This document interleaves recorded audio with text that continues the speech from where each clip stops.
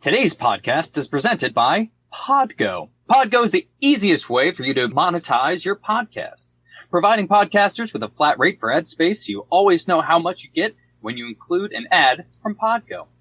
I recently joined as a member, and you can too. Apply today to become a member and immediately be connected with the advertisers that fit your audience. That's podgo.co at podgo.co.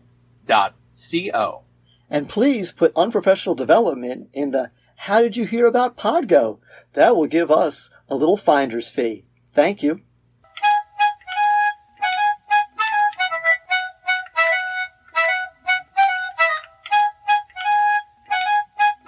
Welcome, ladies and gentlemen, to another exciting episode of Unprofessional Development. I'm Tudisco. And I'm Mealey, and we've got with us Joe Dombrowski. Okay, so I guess I'll just go by Dombrowski. That works. You're Dombrowski, baby. Yeah. Perfect. Mr. D, whatever works for you. So we are so glad to have you here, and so I know she's listening. This lady named Dana, who is a Twitter friend of mine, is a huge fan of yours, and she said you have to get him on your podcast. And I said, well, let me check him out. And so I did, and I said, oh, he sounds awesome. And so I followed you on the Twitter. You followed me back. Blah blah blah. Here we are. So thank you very much for that. We really appreciate that. And just I'll give you a 2-second bio that I know. If you want to give more of your bio, that's cool. But you're a teacher / comedian / podcast host / anything else? A hot mess, degenerate, low morals. It just keeps going. It's getting worse the longer quarantine goes on. But we're all devolving, I think. I really just feel like I'm a Pokemon that was at the top of my evolution, and I'm just going backwards. I'm going to be a Pokeball in a few days. It's a mess. So a lot of people don't know I was an elementary teacher for 10 years. I taught 4th grade for the longest, taught 5th for a little while. It smelled too bad, so I went down to 3rd. Nice. So they don't realize. Yeah, they don't smell themselves, but it's definitely happening for some of them. Oh God! And then let me just tell you, the attitudes and the sass. And I'm from Detroit, so listen. Yes. I don't care if you're 10 years old. Try me, soul sister. You gonna roll your eyes at me? I'm gonna roll my eyes right out and back. So it's just, I am a mess. I have a 6th grader, so yes, they know everything. They are an expert on everything. Literally, it's a little bit controversial, but I still sub. We'll get there. I had a 6th grader come to me with all this facts and stuff, and I was like, oh, I'm sorry, I didn't know that you studied voter fraud and have a master's in that. Let me tell you how economy actually works, because whatever you just learned from TikTok is false. I'm just like, oh my God. So anyway. When my students come at me with sass, I just tell them, look, guys, all I have to do is shout out, he's coming right for me, and I'm legally allowed to F5 you through a table. Nice. Nice. In case you didn't know. Nice. Nice. Okay, where are you guys from? Because I'm hearing a little maybe Texas coming out. So we're both northern boys who have moved south. So we're in the Carolinas. I've been down here down here over 20 years, so I probably have a little twang, but I'm from the burbs of Philly. You said south. Yes. South. Yes. South. There's a different way in the South that we drop our G's versus the way they drop their G's in where Tudisco's from in Long Island. They drop their G's up there, but we drop it different down here. I don't know how to Long Island just moves the G. They do? Okay. Yeah. We just mispronounced the O's in coffee and dog. Yes. I'm super into it. And we say fixin'. I sometimes still say fixin' to. I'd explain to a friend when I moved down here. I'm like, we say fixin' to. You mean like you're fixing the car? I'm like, no. Like I'm fixing to get in the car. Right. Right. It took me a while. To the idioms. Yeah, fixin' means about to. Yeah. And you're from Detroit. Where are you now? Seattle. So big difference. Yes. There's a lot going on here. Yeah. A lot. I moved to Seattle, and I was just like, oh, okay, you guys are different. Yeah, I bet. I am going to respect it. But also, they can't drive. And here's the thing. Seattle, the thing is passive aggressive. They're all passive aggressive. I'm from Detroit. Let's skip the passive and go to aggressive. Aggressive. Ooh, yes. Yeah. I'm not playing this game with you. So come to me. I'm going to tell you how it is. And then they pull into parking spaces so slow. I'm literally about to go to Secretary of State and revoke everybody's license. Like, it is a lot. And I'm still trying to adjust. I've been here for 3 years, and I'm very much an outsider. That's fun. I live in Seattle, but I'm not from here. There you go. There we go. I don't exactly claim it. But anyway, so I was an elementary teacher for just about 10 years, and as you guys know, teachers are typically, God, what's the word? I was this the whole time I was teaching. Oh yeah, poor. Well, yes. And yeah, so. Yes. Lots of teachers, especially within the first 5 years of education, historically work second or third jobs to make ends meet, to do, normal daily activities like pay your bills. Meanwhile, stand-up comedians, the majority of them are rich and independently wealthy, right? None of them are working part-time jobs to support their burgeoning stand-up comedy habit, right? Well, we're gonna get there. Talk about a Pokemon going backwards, Joe. You're going the other way around. That's people poorer than teachers or stand-up comedians. I'll start there. So comedy, in the comedy world, it's very interesting because you have two types of comedians. You have the comics who are all in and they don't have full-time jobs and they're just totally fine with being a starving artist until you make it. And I actually was a stand-up comedian for my third grade talent show, and I was 8 years old, and I knew it was what I wanted to do. And my parents were like, "You're crazy. You need a career, a job, a degree." So I went to school for education and absolutely fell in love with it and loved it. But my second job, to put gas in my car to get the work, was being a stand-up comic. Well, actually, I was a spin instructor and a stand-up comic. So I would wake up at 4. Those go together. Kinda. Well, they all go together because every one of these jobs has an audience, and that's where I thrive. There you go. So, and you can mock your audience in all three of those. And did I ever? So I'd wake up at 4, go teach a spin class, shower, go to work as a teacher, leave, go teach another spin class, shower, go to the clubs, work my jokes, get paid a little bit, put gas in my car, buy lunch for the next day, and do it all again. And I did that for a long time. I've been a comic for 11 and a half years now. And then in 2017, I started putting out I would take my jokes and turn them into a video. Mm-hmm. And then they really started to pop. And then I played a prank on my students that went really massively viral. Yes. And that's where my comedy career really allowed me to chase the dream, which was pretty amazing. But with that said, even though I'm not in the classroom full time anymore, I'm still very much an advocate for teachers. I'm doing a virtual comedy show next week that's actually a charity event for Get Schools PPE, which the proceeds from the event are going to get masks, gloves, sanitizer, protective equipment for under-resourced schools who need it, because so many teachers are reaching into their own pockets to get these things for themselves and their students, and that's just not okay, and that's not right. So I'm very much always advocating for teachers and the betterment of education. Awesome. And sadly, this podcast will be coming out like a month and a half from now, but it is what it is. But it's all good. But just kind of one of the questions I did want to ask you, because Tudisco and I both try to be funny really, really poorly, but we want to know who are your comedy and teaching influences. So like you said, third grade, and how old are you? In your 30s, your 20s? I don't know how old you are. So well, you did 10 years, so you got at least at least be 30. So, yes. But who are your comedy influences? So that was peak 90s. So my number one was always Jim Carrey. Okay. And I see that in me so much. I just connected to, Ace Ventura and The Mask and all these movies and the way he moves his body and his face. I was constantly doing that in the classroom. And I brought that in just totally very Robin Williams-esque too. Character voices and things.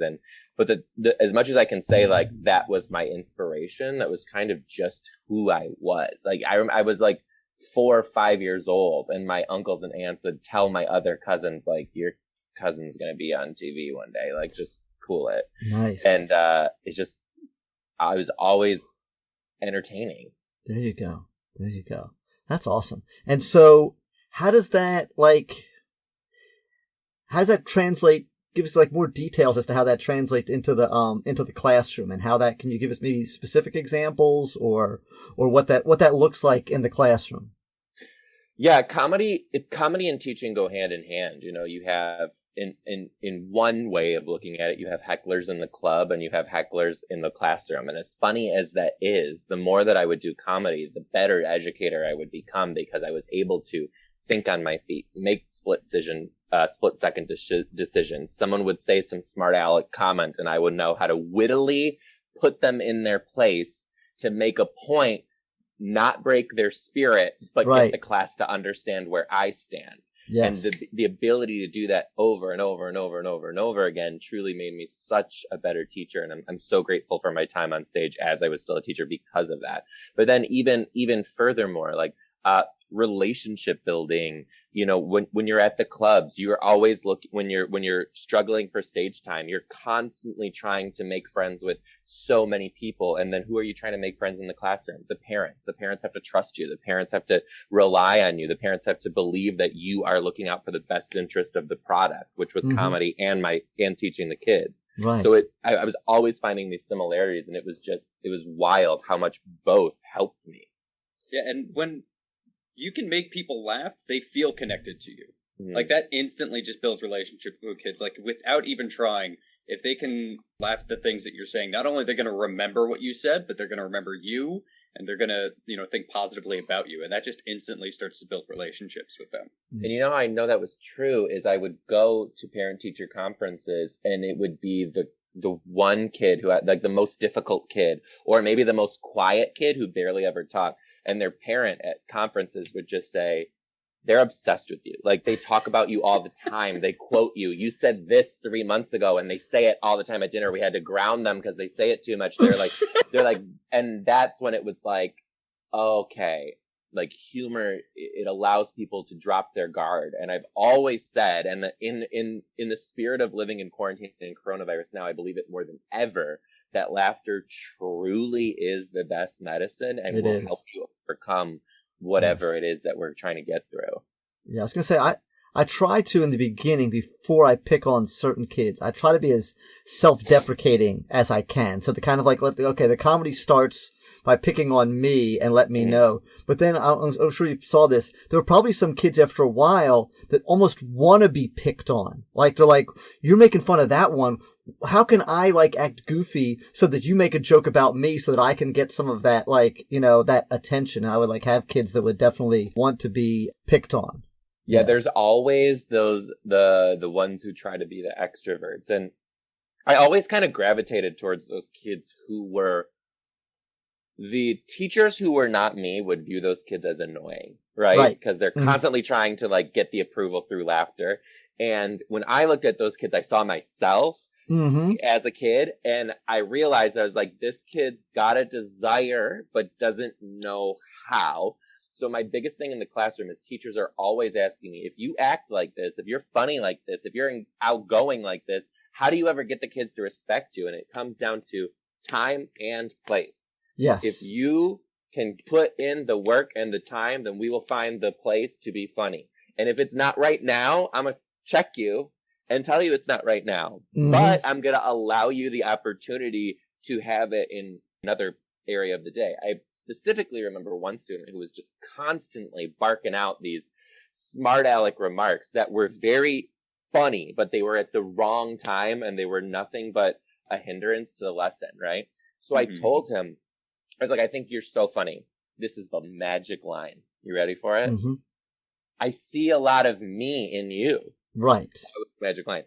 So I want to let you know, I'm going to give you an opportunity to be funny and tell these jokes at circle time every morning, but you're only going to have that opportunity if you can get it together when we're supposed to be learning. So every time you blurt out when I'm in the middle of teaching, you miss that opportunity for the next day. But if we go a full day and you're focused and you're getting your work done, and then you have, it's your floor, it's your stage. And this kid was just like, What is teaching? Being a master manipulator. Yep. I had my first year teaching, I had a boy like that. Always throwing out jokes. Funny. Super funny. But just off the rails. And just needed that attention. Craved that attention. And so what I did with it was sat him down and like, look, man, here's what you got to understand. I said, you're a leader. And so whatever you do, kids are going to follow that. So when you start getting off track in the middle of class, that's going to get everybody off track. But if you can help me, then I'll find times for you to shine in my classroom too. And he did. And so what I would do is like when, we'd be reading a book, when we'd start the class by reviewing the book, I'd call on him and be like, why don't you stand up and tell the class what happened in the book? And he would just put on a show and have a blast. And then he'd get everybody else to focus. Yep. That's cool. I mean, you can either hate kids for who they are, or you can love them for who they are and find a place for them in your classroom. I had the kid that thought he was funny, but wasn't funny. Okay. Yeah. And then he also wanted to answer all the questions. And this was maybe like 4 years ago. And I'm gonna, this is unprofessional and a little bit mean, but that's who I am sometimes. And so he'd be like, Mr. Mealey, if I get the answer right, can I dab? And I'm like, oh God. And so he wanted to dab, he just was dabbing like all day long. I literally can't with the dabbing. Like literally, Mealey, like I know exactly what you're saying, and my blood is boiling. So this is my reply to that, and you'll love this. Low-hanging fruit. That's fruit that's fallen and rotted. I said, you can dab if you get it right. I said, but if you get it wrong, you have to badonk. He says, what is that? I go, you have to do this, and you can't see on the radio, but I'm literally taking my fist above my head and pounding myself in the head. So he's like, I'm good. I'm like, okay, what do you think? Is it 7? No, it's 3/8. Badonk yourself now. Wowzer. And the kids loved it. The rest of the class is like, yes, thank you, Mr. Mealey. He annoys me in every class he's in. I told him, these are the kids, and you were one, and I was one, and I think Tudisco was one, I'm not sure. But, there's a kid where he doesn't know everybody's name in the class, but everybody who has class with him knows his name. Ooh, you're hitting a soft spot. Yup. And that's this kid. I'm like, everyone knows your name. You don't know anyone in here, but anyone who's had a class with you in the past 10 years knows your name, and you don't know half of them. I do feel for that kid too, because while I've always said jokes, I probably wasn't funny until I was about 16. So that's when people actually started laughing at the jokes. So I was that kid for a long time. You got to walk before you can crawl, or crawl before you can walk. How does that go? Something like that. Yes. I wasn't even crawling. I was just falling down the stairs. It was bad. So your class never got out of control where it was just nonstop? Oh, yeah, of course. I mean, when I started putting videos online, people were constantly saying, this isn't real. This would never work for me. This is, you're not the greatest teacher. And I would write back and I would just say, this is the highlight reel. I'm literally showing you the highest highs. Why would I ever denounce my brand by showing you the lowest lows? I'm not going to show you when I'm going to have to punish this kid or when this kid's got some family issues going on. Why would I? Because this is happy, fun, lighthearted, funny, friendly. Why would I show you the negativity? But if you think that I'm living in some teaching fantasy town, you're wrong. I'm going through the same everything that you've gone through. If I could show you a picture of my desk, it's piled with papers everywhere because I don't even have time to go to the bathroom, just like you. Right. So I always would say to these people, if you dare to compare, you'll end up in despair. Because when people would constantly be comparing themselves to my practice, I was like, why don't you focus on your own self and ask yourself why you feel bad about what you're doing because you're seeing what I'm doing right, and realize that you're only seeing 35 seconds of my practice and judging my entire school day. You do, girl, I'm gonna do me. That's the end. And Wow, don't read comments on YouTube. No, you're good. That's the easiest way to become so miserable. It took me so long to learn that too, because it's true. Like it's where we live in this era right now where people will say anything behind the safety of their keyboard, and it'll be nasty, and they'll just come for you. I had people like look and research my history and my background of other places I've taught, because I would say that my experiences in Title I. I taught 9 years in Title I, and 1 year I sold my soul to the devil and taught in this bougie school and loathed every minute of it. And someone was like, this 1 year you taught where the homes go for this much. I'm like, what?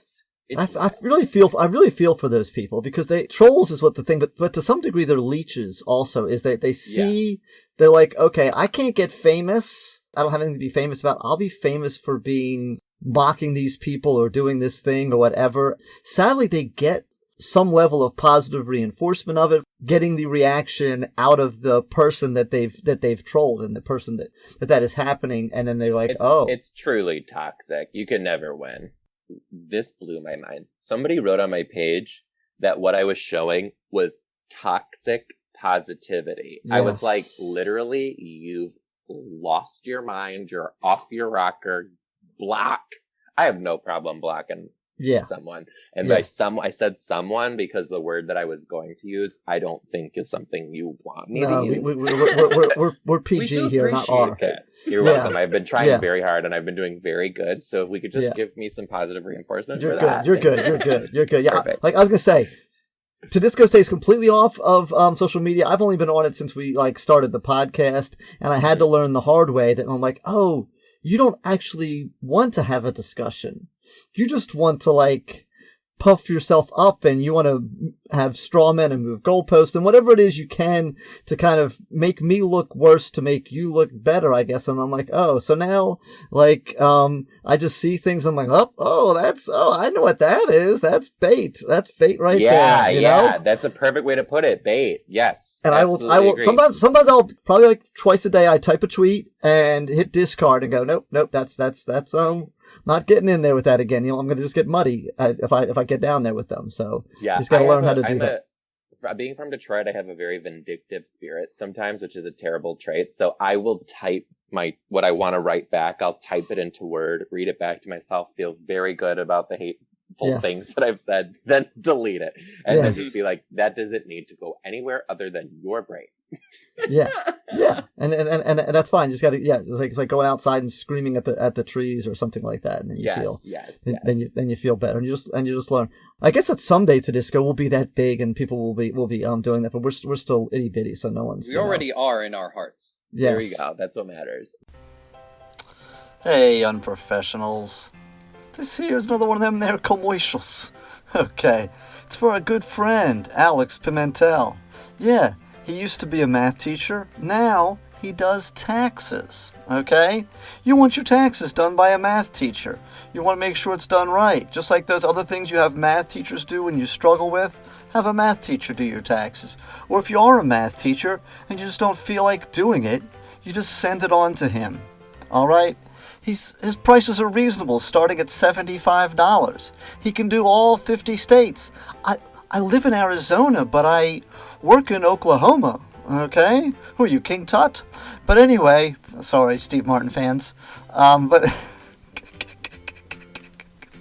it's an old reference. Going back to the 70s for some of you guys. You want to get your taxes done, but you don't feel like doing them. So you go to PimentalGarcia.com.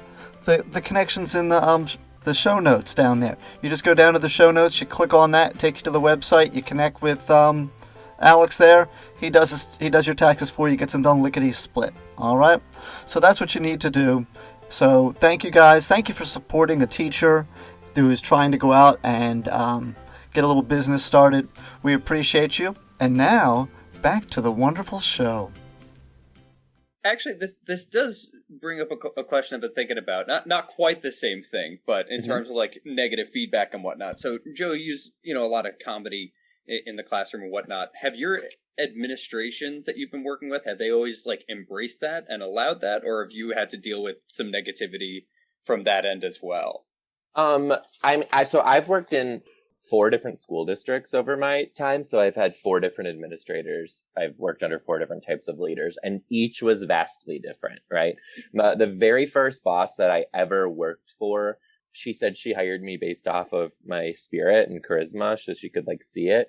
And I was doing comedy at the time. I was still relatively new, maybe like 2 years in. And I was starting to make a name for myself in the Detroit area. And I had a group of parents who came to the show.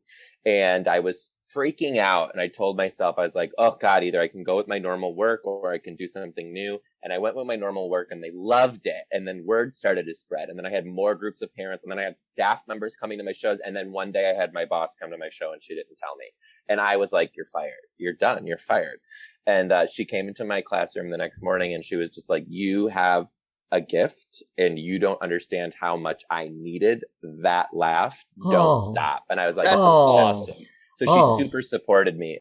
And that's when things started to happen where I would get opportunities. I need to take time off to go film a commercial one time, some other things I was working on. She was just like, you got to follow the dream, buddy. Like, take it away. And she was super supportive. I didn't work under her anymore when I left. And then I had a couple bosses who were a little... One boss who didn't even want to understand what I was doing. Right. So they were like not very pro what I was doing and was like constantly holding it against me. I had another boss. He was the year before I left and they weren't wrong. And she said to me, she goes, do I think you're a great teacher? No. Do I think you're a good teacher? Yeah. Do I think you're a great comic? You probably could be. Do I think you're a good comic? Yeah. And she goes, but you're splitting your time equally between 2 very huge things. And I don't think you're ever going to be great at either one of those until you devote all your time to it. And she goes, and I think one of these things could escape you and you'll never get it back. And I think the other thing you can always come back to when you're ready if needed. And I think you know the choice that you need to make. And I was like, wow, that was I felt empowered. That's real. Yeah. And I didn't feel like she was mocking my comedy. And I really reflected on that. And I was like, yeah, like I am really truly splitting 2 full-time jobs and I'm not going to be able to be great at one of these until I let one go, which is when I made the decision to leave teaching and I'm still listed as a substitute in that building. So I can go back and help when I want to, because I do love it. But that's when comedy started to really, because I just allowed myself to kind of, to really chase the dream. But they weren't all like that. Some of my bosses were just, that bougie district that I took. Yeah. Right before I even got the job, they called me in with the director of PR, blah, blah, blah. Yeah. And she basically looked at me, you don't own any of your social media. If you do, you're gone. And like literally put me in like social media prison. And I was like, you don't seem to understand. Like, I'm so sorry to tell you, but like, I'm making the equivalent to my salary on this part-time job. So if you think I'm gonna stop because of some stuff you're saying, no. So when we first started the podcast, we were like a little afraid of having that conversation. Yeah. And I think what it comes down to so often for them is it's not that they don't think that what you're doing is worthwhile or might be funny, and they honestly don't even care they care very little about what the content is.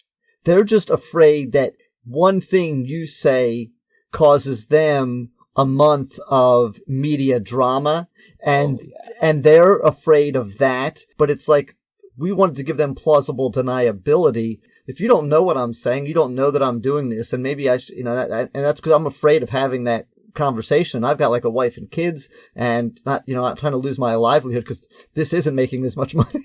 Right. No, we're making zero money. I mean, I had a superintendent too. When I went on Ellen, he texted me and said, you need to deflect that offer and not go. Wow. I said, no. Okay. I said, okay, I understand.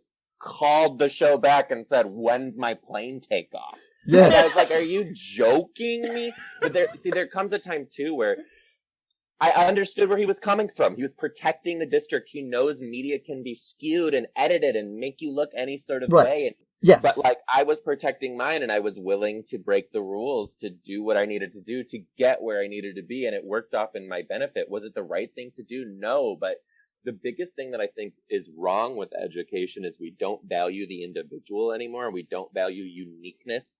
And I so many times walk into schools and see teachers teaching the same way at the same time, the same things, the same structure, and it's like where's the joy? Where these are all cookie cutters. This is a machine. Kids need to learn from unique individuals so they can start to realize who they are. I don't know. Sorry. So so there's two things. Now we're going to go back to the unique individual that you are, but you can't just drop the bomb of, and then I went on Ellen, and like everyone's now is like, all our listeners are like, he was on Ellen. What was he doing on Ellen? So give it the Ellen or a Ellen. Yep, I went on Ellen. Cool. You were on twice? I was on twice. Yeah. So I was telling you in the very beginning, I had a video. I pranked in my classroom on April Fool's Day with a fake spelling test that went massively. That video was so funny. It was really, really good. Really, really Thank good. you. We'll throw a link to that and as well as other things, but that definitely we're linking that in the show notes. So I appreciate it. That's so good. So that got 20 million views overnight, which was insane. Wow. The show picked it up, contacted me, and asked me to come on the show, which was fantastic. I had a really great rapport with Ellen and the producers, and I'm like 3 or 4 weeks later, they called me and they're like, "We want you to come back." And I was like, "Oh my God, this is nuts." So then I went back again and kind of did a little, "This is what I'm up to now" sort of thing. Okay. And it was really surreal. And she actually, what people don't know is, she made some time for me off camera when we weren't filming, and she was just like, "Hey, everyone told me that you're a comic," and I was like, "Yeah." She's like, "You're really funny," and I was like, "Oh, thanks." And she's like, "No, like you got to do something with that," and I was like, "Oh, here we go." So then that's awesome. When that lit the fire under my butt, and I started really taking it on. Yeah, that really, really is cool. Those things go a long, long way. We know like the equivalent in the classroom where you tell that, like that one kid that you were telling him, and Tudisco was talking about that one kid, and you're giving them that love and telling them that you believe in them and that I was just like you or whatever it is. That is like this giant fuel cell that they can just continue to feed off of for a long time. And someone like Ellen or someone else, you know what I mean, telling you, "Hey, I think you really got it," is huge. I've contemplated getting that quote from her tattooed on my body. So it means so much to me. And it's so funny because it was probably just something that she said as she was thinking. I guarantee she doesn't remember, but it made me think about teaching. And it's that, kids remember how you made them feel, not how not everything that you taught. And I was just like, God, what things did I say that stuck with a kid? Good or bad? I don't know. Right. But like, I just think about, I was 28 at the time. And like, it's still just like, I listen and replay that moment of my life in my brain every single day. Yes. We've had probably 3 or 4 different guests come on that have been on like, I don't know, 7, 8, 10, 12 podcasts, and they tell us, of all the podcasts I've been on, I've had the most fun on this podcast. And I'm like, oh my God, we'll do our famous name drop too. I don't think I mentioned to you, but we had Tony Danza, on our podcast. Cool. And I made him laugh, and just getting to make someone like that laugh just kind of, it really does. It does, something for you. So, is this a Staten Island connection of some sort? It was a Philly connection. It was a Philly connection. So he taught in Philadelphia, in a Philadelphia school. I just went out on Facebook. I said, how many degrees of separation am I from Tony Danza? Someone's like, well, I know someone that taught at the school, and they knew someone else that but the person who taught at the school didn't really know him, and then that person knew somebody else at the school. So finally I got to someone who had his personal email, and I said, hey, can you do something for me? I'm a teacher. You're a teacher. He sends the email to Tony. Tony says he'll do it, and then boom, we have Tony Danza on the podcast. So. That's incredible. That's incredible. Yeah, so you just, nice job. Thank you. You just got to, you know, I'm sure because you're in, the business, as the kids say, but like asking, it's amazing when you ask that someone, you only want to ask for so many favors from so many people so many times, but there's times you go, hey, can you talk to so-and-so for me? Cause I really need like this opportunity. And plus he loves education, just kind of like you love education. If you've done teaching, you love teaching. And he liked the name as well. So that kind of, I think that drew him in as well. This actually happened to me too.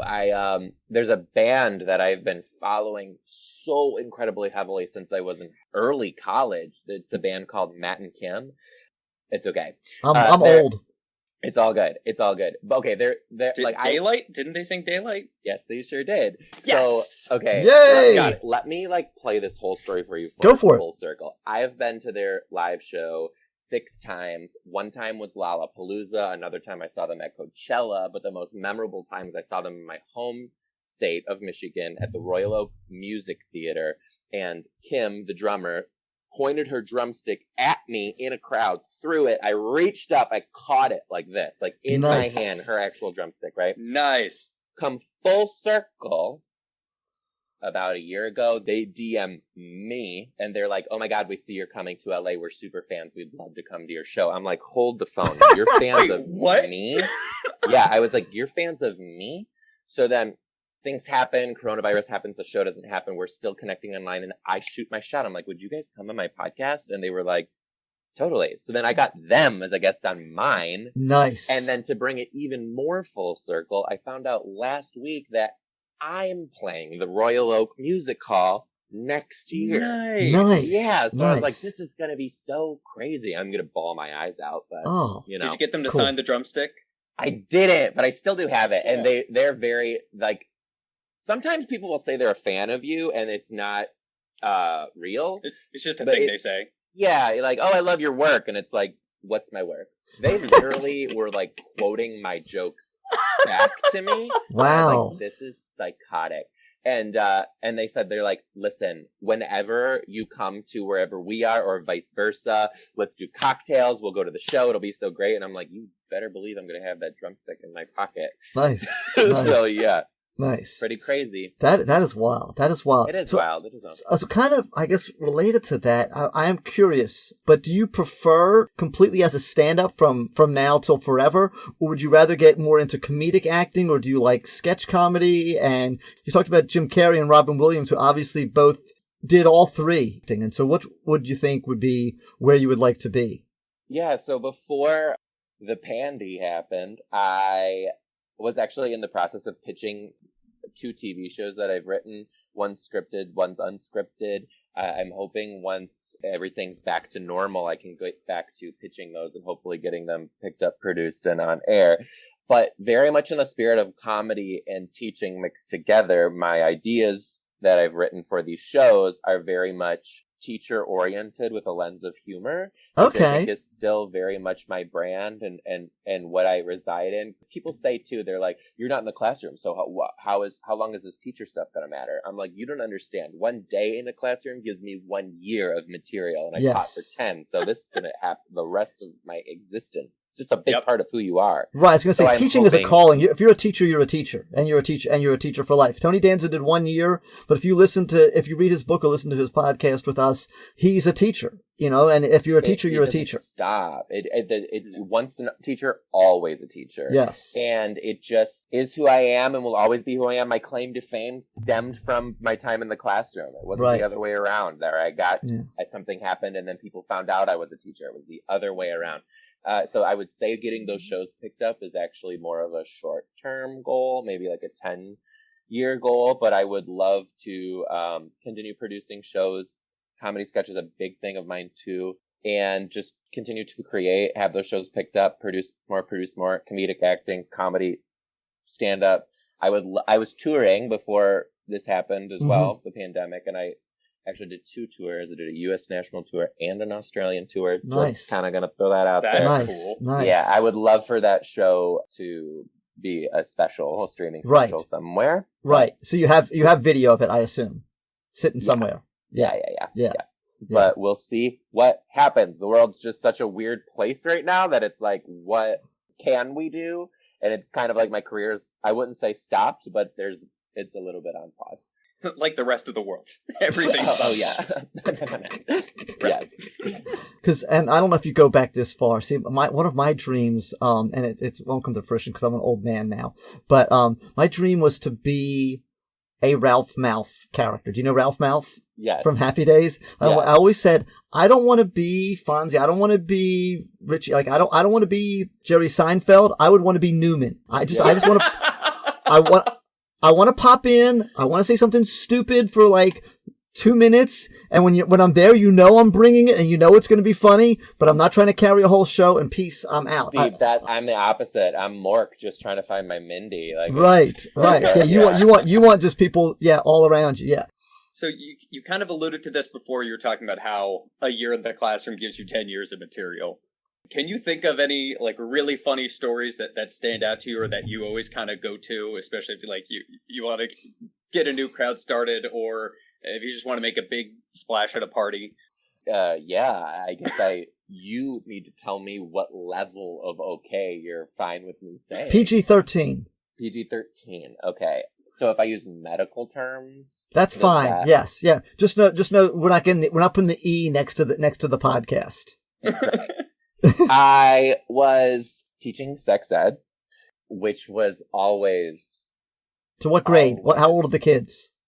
5th grade. Okay, cool. 5th grade at this. Oh yeah, 5th grade.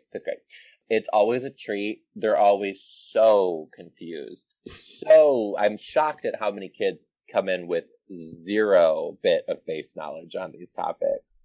And I had this one kid who just would, without fail every day, he would just like storm into the classroom and just declare whatever it was that he knew about any topic, right?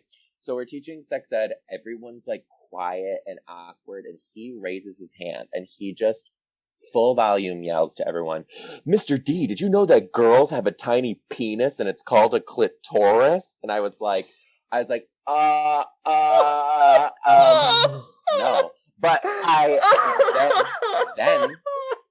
then the classroom continues to spiral, and I have other boys saying, well, that's weird. I thought a clitoris was a dinosaur. Nice! And then like this kid said, and I'll never forget it, he said, if a clitoris is a tiny penis, then I have a clitoris. And I was like, we're done. I was like, we're done. We're done. We are done. Oh, winner, chicken dinner. We're going to recess. Get out of my face. We're going to pick this back up tomorrow. Oh, that kid is being like quoted. That's at some point he's going to want dates in high school. And, someone's like, oh, he asked you out? Well, let me just tell you what he said in 5th grade in Mr. D's class. He was one of those like outer body experiences. Teaching is, you always are expecting the unexpected. It's like you're on the cast of Survivor. You don't know what's going to happen at any minute. When that happened, I was like, I don't know if I'm going to laugh or cry. Yes.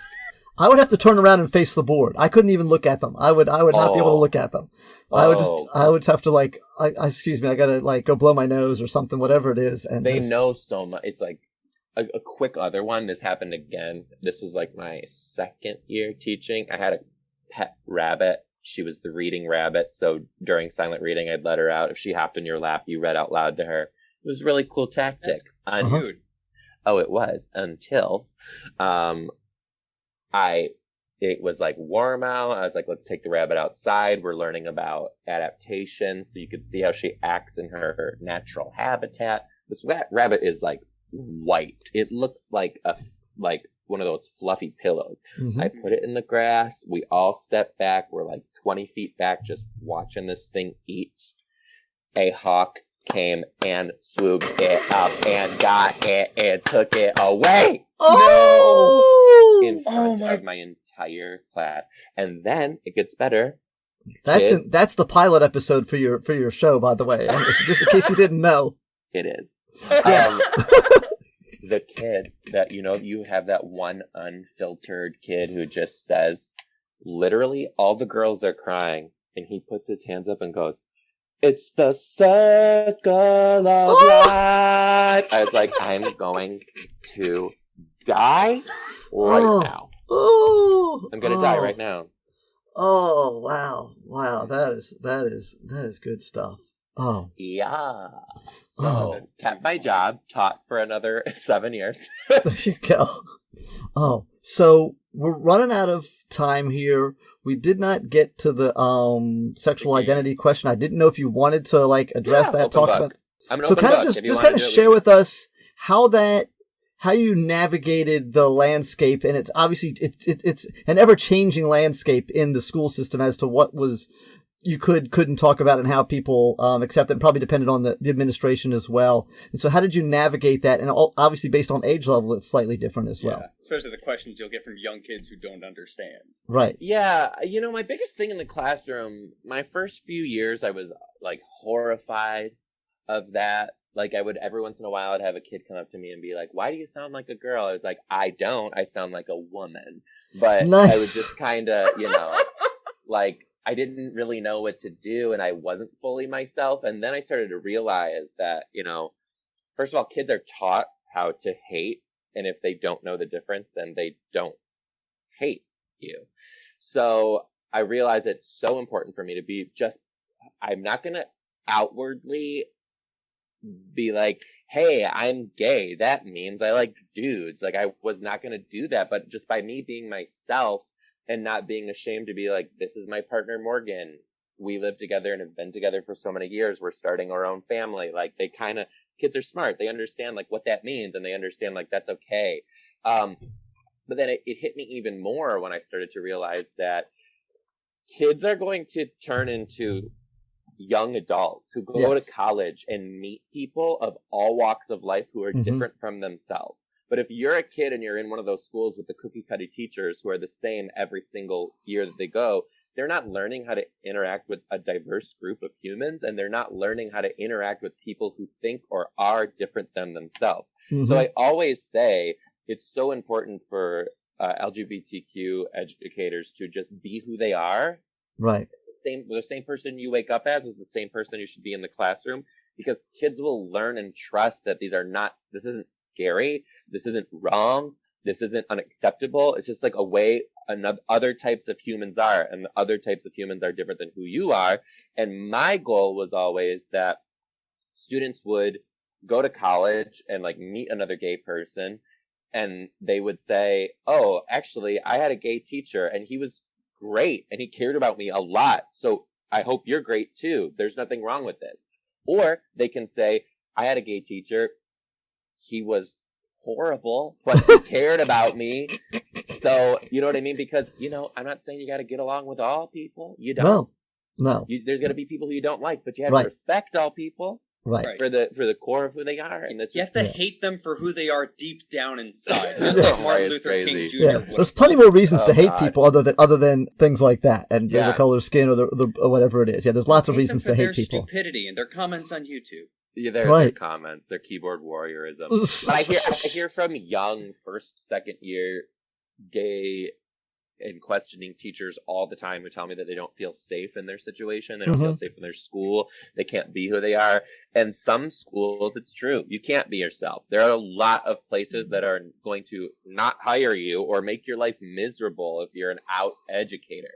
Right. And to those teachers, I just say, you have to get into a place that's healthy for you to live your life as who you are. Right. And wherever there are kids, there are schools. So be brave enough to look outside your backyard to see where you can go to thrive, And it might be in some of the most unexpected places where you might have a boss who's just like, you do you, baby. You know what I mean? Right. And that's why I tell first year teachers too. That's my favorite demographic to talk to is first year teachers who are looking for their job.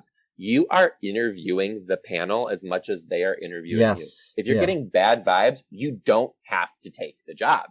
And you can ask hard questions like, how do you support your LGBTQ staff members in this district? You can ask things like that to get a feel for what it is. And then you can decide, do I want this? Just because you get an offer doesn't mean you have to take it. There are schools everywhere.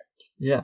And so you were comfortable in a Title I school. And my first year teaching, I had interviewed at school A. I was like their second choice, and they said, "Listen, we thought you were great, but this person had a little more experience, blah blah blah, and you're a first year teacher, so we didn't choose you, but we really liked you. But we gave your name to school B. School B calls me up and says, "Hey, we'd like to offer you the job. No interview. So that to me was like a little scary. Like, okay, you haven't interviewed me and you're offering me a job. that's a little desperate. Okay. So then I like found out about the school and it had like a pretty rough reputation. So I said, hey, listen, I just got to, I'm just letting you know, this is my first year teaching and I know I'm going to have classroom management issues. And so I'd like to teach at a school where there might be like nonstop discipline problems. And so they say to me, well, we just want to let you know that we have a full-time classroom management facilitator on staff. And I'm like, awesome. See, I didn't say awesome. I said, no. I see exactly where your brain went. I said, that's like you telling me you have a fireman with like an extinguisher walking around the school all the time. You know what that lets me know? There's fires there. Yep. You don't have to take it. Now, someone go for it. If that's what you are, like, I really think that is what your comfort level is. If you want to go, hey, I want to be the person that's going to like break ground at this school and I'm going to be out and proud and I'm going to take whatever backlash it is. So I'm going to make room for the next person. And that's your calling and that's who you are. Go for it. Do that. You're like, I'm just trying to get by, man. I'm just trying to be a teacher and I'm just trying to make sure that I'm not going to be beat up when I go in. You've got to find where you're going to be the best for you, and which means you're going to be the best for the kids. Completely agree. I completely agree. And I preach it to the high heavens. Mr. D, we just thank you so much for coming on. This is fun. Yes. Give like a real quick blurb, but we'll put all the stuff in the show notes as to, hey, they want to find you. Where's the best place to find your stuff? Yeah, you can literally find me on any social media. My handle is at Mr. D times 3, MRDTIMES, the number 3. Or if you seem to be a podcast listener already, you can listen to my podcast, the Social Studies Podcast, the podcast where we study being social by being social, wherever you get your podcasts. And then from there, you'll find me from a whole bunch of other stuff. So awesome. I look forward to having your fans be my fans too. Awesome. Thank you so much. And as we always say here, stay unprofessional. Thanks for listening, Unprofessionals. For more information about our guest, please check out our show notes. Don't forget to like and subscribe.